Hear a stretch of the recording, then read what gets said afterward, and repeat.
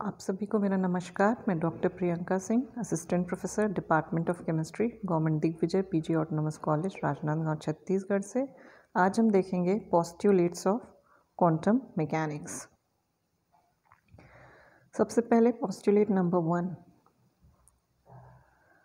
The state of a quantum mechanical system is completely specified by a function psi rt that depends on the coordinates of the particle and time। यानी किसी quantum mechanical system, कोई सा भी system हो, अगर आप उसको specify करना चाह रहे हैं तो उसका एक वेव फंक्शन होगा। वेव फंक्शन जैसे हम मान लीजिए क्वांटम मैकेनिकल सिस्टम लेते हैं इलेक्ट्रॉन, तो इलेक्ट्रॉन भी एक वेव के समान एक्ट करता है, तो उसका एक वेव फंक्शन होगा जिसे हम रिप्रेजेंट करते हैं सिंबल साई से। और ये जो वेव फंक्शन है वो दो चीज़ों पर डिपेंड करता है, आर और टी पे। आर क्या है? उसके कोऑर्डिनेट्स हैं।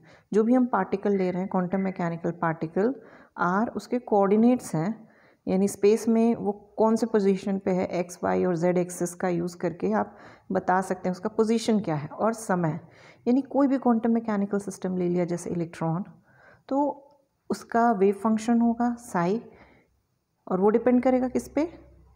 उस पार्टिकल के कोऑर्डिनेट्स पे, जो कि स्पेस में उसके कोऑर्डिनेट्स हैं, और टाइम पे।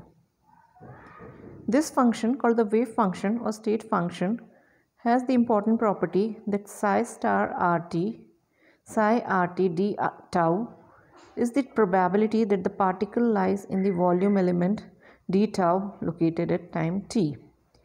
अब यहाँ पे क्या कह रहा है कि ये जो वेव फंक्शन है, तो अब जो ये वेव फंक्शन है क्वांटम मैकेनिकल सिस्टम से संबंधित, ये वेव फंक्शन एम्पलीट्यूड को दर्शाता है। हमने स्क्रोडिंजर वेव इक्वेशन में इस चीज़ को देखा है कि साई क्या रिप्रेजेंट करता है? वेव फंक्शन या एम्पलीट्यूड को, और साई स्क्वायर रिप्रेजेंट करता है प्रोबेबिलिटी, प्रायिकता, उस क्वांटम मैकेनिकल पार्टिकल के स्पेस में पाए जाने की प्रायिकता।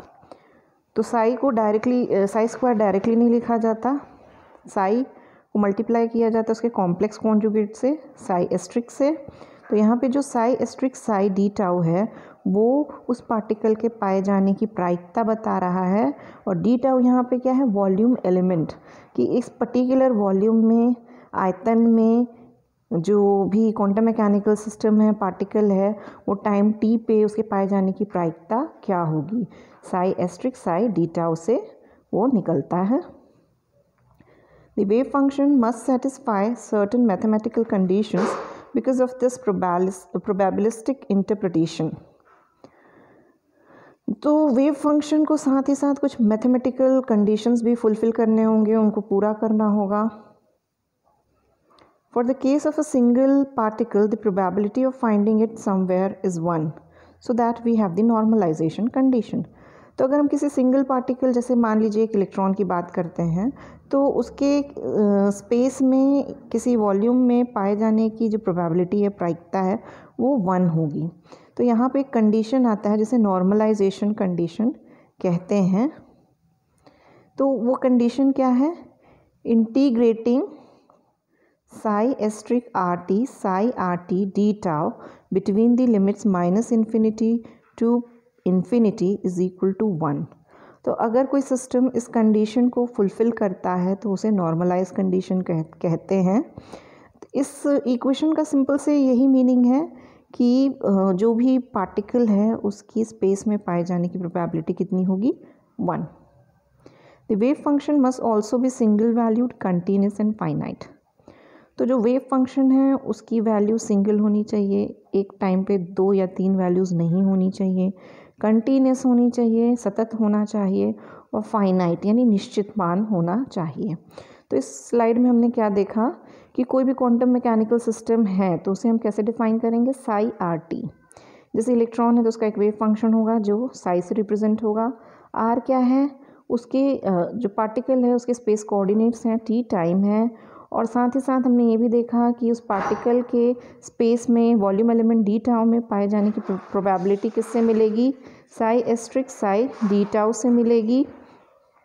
और साथ ही साथ हमने नॉर्मलाइजेशन कंडीशन भी देखा कि स्पेस में जो पार्टिकल उसके पाए जाने की प्रोबेबिलिटी कितनी है? 1 है। तो इक्वेशन जो होगा नॉर्मलाइजेशन का वो क्या है?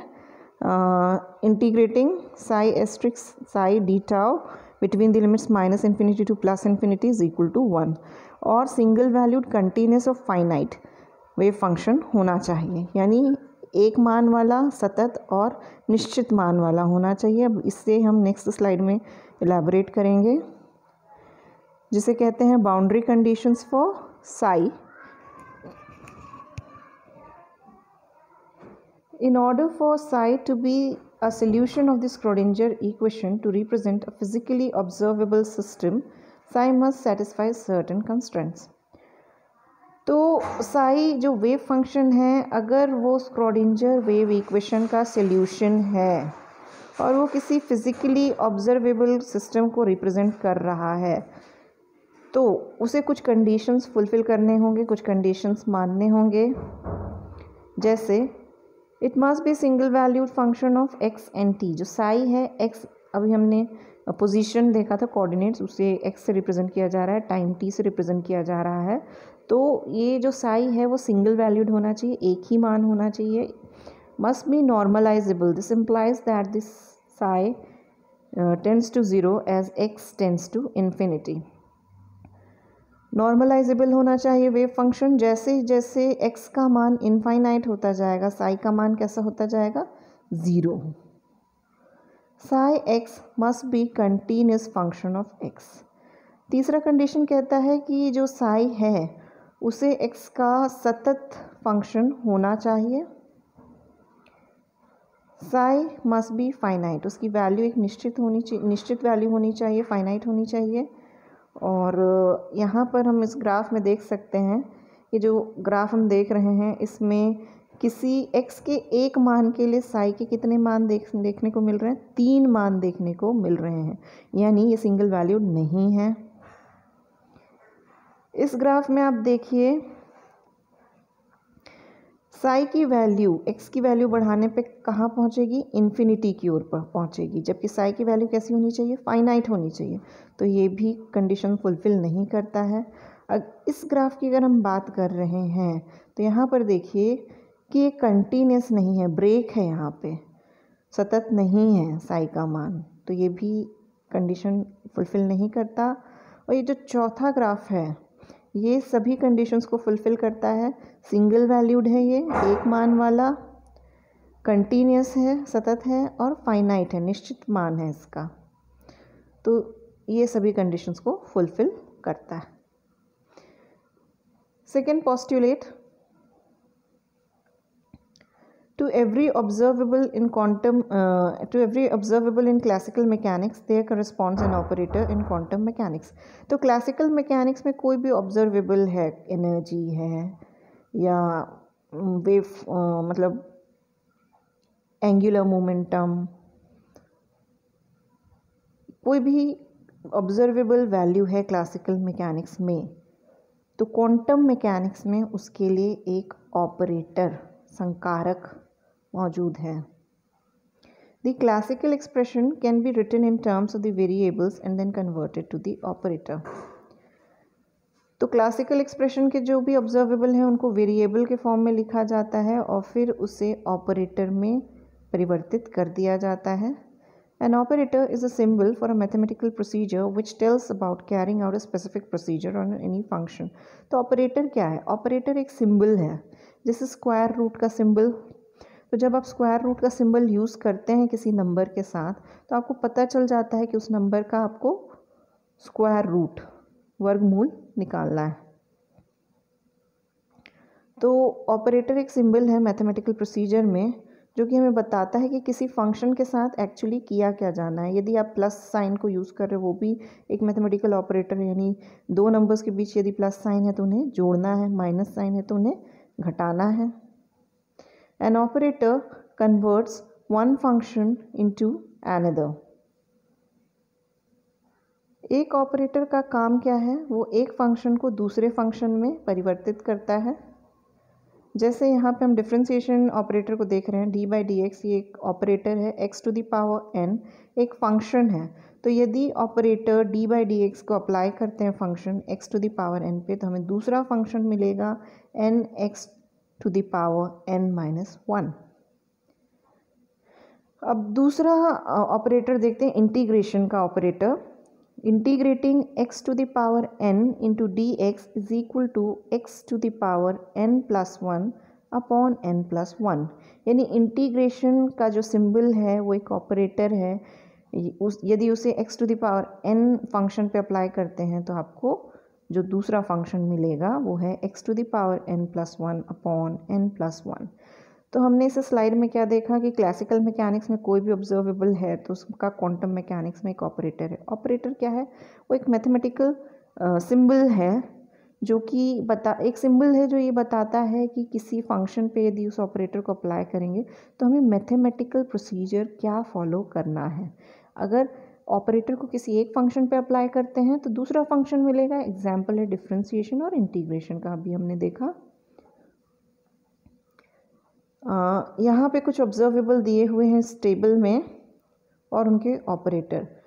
तो ऑब्जर्वेबल क्लासिकल मैकेनिक्स के अकॉर्डिंग है पोजीशन, सिंबल है x, तो उसका ऑपरेटर क्या होगा? x कैप, और इसका मीनिंग है कि आपको x से मल्टीप्लाई करना है। पोजीशन का स्क्वायर यदि देखते हैं तो सिंबल होगा x स्क्वायर, ऑपरेटर का सिंबल होगा x cap square, means x square से आपको मल्टीप्लाई करना होगा। मोमेंटम px है तो उसके ऑपरेटर का सिंबल होगा px कैप। और उसी प्रकार से काइनेटिक एनर्जी, पोटेंशियल एनर्जी और टोटल एनर्जी के लिए भी ऑपरेटर्स यदि आप अप्लाई करते हैं तो t कैप, v कैप और h कैप, इस प्रकार के ऑपरेटर्स आपको देखने को मिलेंगे।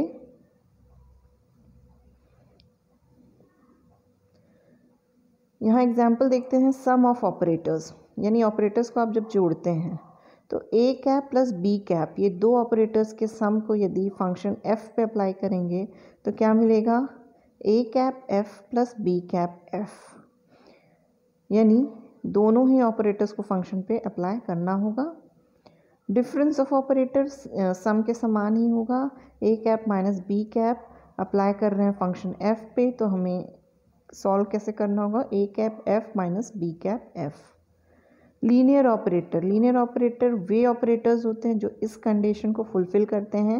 ए कैप यानी ऑपरेटर ए कैप है जिसे अप्लाई कर रहे हैं f प्लस जी फंक्शन पे, तो A cap f plus A cap जी, यदि ये value LHS left hand side की वैल्यू राइट हैंड साइड की वैल्यू से समान होती है तो वो operator A cap linear operator कहलाएगा। जैसे हम एग्जाम्पल अभी देखते हैं, स्क्वायर रूट का एग्जाम्पल देखते हैं।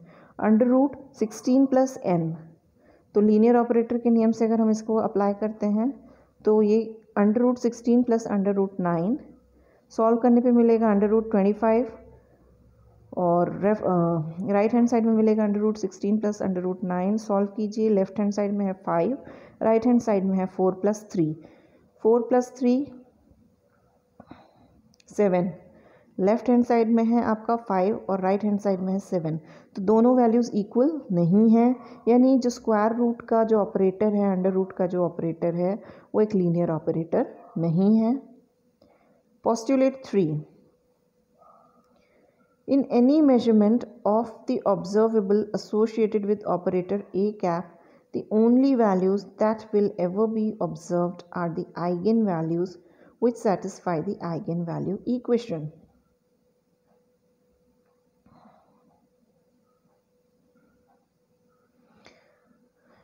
आइगन वैल्यूज़ के बारे में स्क्रोडिंजर वेव इक्वेशन में देख चुके हैं हम लोग कि आइगन वैल्यूज़, जैसे मान लीजिए स्क्रोडिंजर वेव इक्वेशन के बहुत सारे सॉल्यूशंस अवेलेबल हैं क्योंकि सेकेंड ऑर्डर इक्वेशन है, तो जो वैल्यूज़ एक्चुअली ऑब्जर्वेबल हैं वो वैल्यूज़ क्या कहलाते हैं? Eigen values. तो हम किसी ऑपरेटर से एसोसिएटेड कोई भी मेजरमेंट अगर देखते हैं, ऑपरेटर ए कैप है, तो केवल आइगन वैल्यूज़ ही ऑब्जर्व की जा सकती हैं। इक्वेशन क्या होगा? A cap psi i is equal to a i psi i. यहाँ ए कैप ऑपरेटर है फंक्शन साई का, साई आई क्या है? आइगन फंक्शन है ऑपरेटर का, और ए आई आइगन वैल्यू है ऑपरेटर का। तो eigen value is a constant mathematical value which may be real और इमेजिनरी। आइगन वैल्यू रियल भी हो सकती है और इमेजिनरी भी हो सकती है, काल्पनिक भी हो सकती है। A physical observable quantity can be represented by a Hermitian operator. तो कोई भी फिजिकली ऑब्जर्वेबल क्वांटिटी को आप हर्मिशियन ऑपरेटर से रिप्रेजेंट कर सकते हैं। An operator A cap is said to be Hermitian if it satisfies the following condition. तो किसी ऑपरेटर जैसे ए कैप को हर्मिशियन ऑपरेटर कब कहा जाएगा? जब वो निम्नलिखित फॉलोइंग कंडीशन को सेटिस्फाई करे। कंडीशन क्या है? Integrating psi 1 asterisk R A cap psi 2 R D tau is equal to integrating A cap psi 1 R asterisk psi 2 R D tau. तो यदि कोई ऑपरेटर इस कंडीशन को फुलफिल करता है तो उसे क्या कहते हैं? Hermitian operator. यहाँ पर psi 1 and psi 2 are the two eigen function और wave function of operator. Psi 1 और साई 2 दो आइगन फंक्शंस हैं ऑपरेटर के। The function with asterisk mark is the complex conjugate of another function. इसे हम पहले ही देख चुके हैं कि जो एस्ट्रिक मार्क है वो कॉम्प्लेक्स कॉन्जुगेट को दिखाता है। तो जो फंक्शन एस्ट्रिक मार्क के साथ है वो बिना एस्ट्रिक मार्क वाले फंक्शन का कॉम्प्लेक्स कॉन्जुगेट है। Hermitian operator is a linear operator and the value of its eigen function is real. तो हर्मिशियन ऑपरेटर क्या है? एक लीनियर ऑपरेटर है और उसकी जो आइगन फंक्शन की वैल्यू होगी वो रियल होगी। तो इस स्लाइड में हमने क्या देखा अभी तक कि जो कोई भी फिजिकली ऑब्जर्वेबल क्वांटिटी है उसे हर्मिशियन ऑपरेटर से रिप्रेजेंट कर सकते हैं। तो ये जो इक्वेशन लिखा हुआ है उस इक्वेशन को जो ऑपरेटर फॉलो करता है वो हर्मिशियन ऑपरेटर कहलाता है। और हर्मिशियन ऑपरेटर एक लीनियर ऑपरेटर है और उसके आइगन फंक्शंस रियल हैं। अब बारी आती है पोस्टुलेट नंबर 4 की। If a system is in a state described by a normalized wave function psi, then the average value of the observable corresponding to a cap is given by। अगर कोई system normalise wave function के द्वारा describe किया जा सकता है, बताया जा सकता है, तो जो ऑब्जर्वेबल है ए कैप उसका एवरेज वैल्यू कैसे मिलेगा? मतलब कोई सिस्टम है उसे नॉर्मलाइज वेव फंक्शन के द्वारा आप समझा सकते हैं, डिस्क्राइब कर सकते हैं, बता सकते हैं। तो जो ऑपरेटर है ए कैप उससे संबंधित एवरेज वैल्यू कैसे मिलेगी? इस इक्वेशन के थ्रू। Average value A is equal to integrating psi asterisk A cap psi D tau between the limits minus infinity to infinity. तो ये इक्वेशन जब आप अप्लाई करेंगे तब आपको ऑपरेटर ए कैप की एवरेज वैल्यू मिलेगी। नेक्स्ट है postulate number 5। The total wave function must be antisymmetric with respect to the interchange of all coordinates of one fermion with those of another।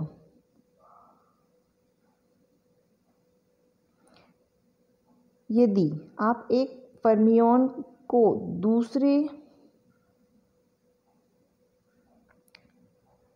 Fermion के coordinate से interchange करते हैं, एक fermion के coordinate को दूसरे फर्मियन के कोऑर्डिनेट से इंटरचेंज करते हैं, तो जो टोटल वेव फंक्शन होगा वो कैसा होगा? एंटीसिमेट्रिक होगा। फर्मियन क्या है? Fermion any member of a group of sub atomic particles having odd half integral angular momentum named for the Fermi Dirac statistics. तो फर्मियन क्या है? कोई भी सब एटॉमिक पार्टिकल के ग्रुप्स हैं फर्मियन जिनमें एंगुलर मोमेंटम कैसा है? ऑड है और हाफ इंटीग्रल है, यानी 1/2, 3/2, not 2/2, not 4/2, odd half integral होना चाहिए। तो इसको फर्मी डिराक स्टैटिस्टिक्स के अनुसार फर्मियन नाम दिया गया है। तो ऐसे सारे पार्टिकल जिनका angular momentum half integral odd half integrals हैं, जैसे हाफ 3/2 स्पिन है, तो वो फर्मियन कहलाएंगे। तो ये जो पोस्टुलेट है वो कहता है कि एक फर्मियन के कोऑर्डिनेट्स को दूसरे फर्मियन के कोऑर्डिनेट्स से चेंज कर देते हैं, तो जो टोटल वेव फंक्शन है वो कैसा होना चाहिए? एंटीसिमेट्रिक होना चाहिए। Electronic spin must be included in this set of coordinates. तो इन कोऑर्डिनेट्स में इलेक्ट्रॉनिक स्पिन को भी इंक्लूड किया जाना चाहिए। The Pauli exclusion principle is a direct result of this antisymmetry principle। तो इसी antisymmetry principle के बेस पे Pauli exclusion principle बेस्ड है, आधारित है, यानी ये डायरेक्ट कॉन्सिक्वेंस है इस पोस्टुलेट का। थैंक्स।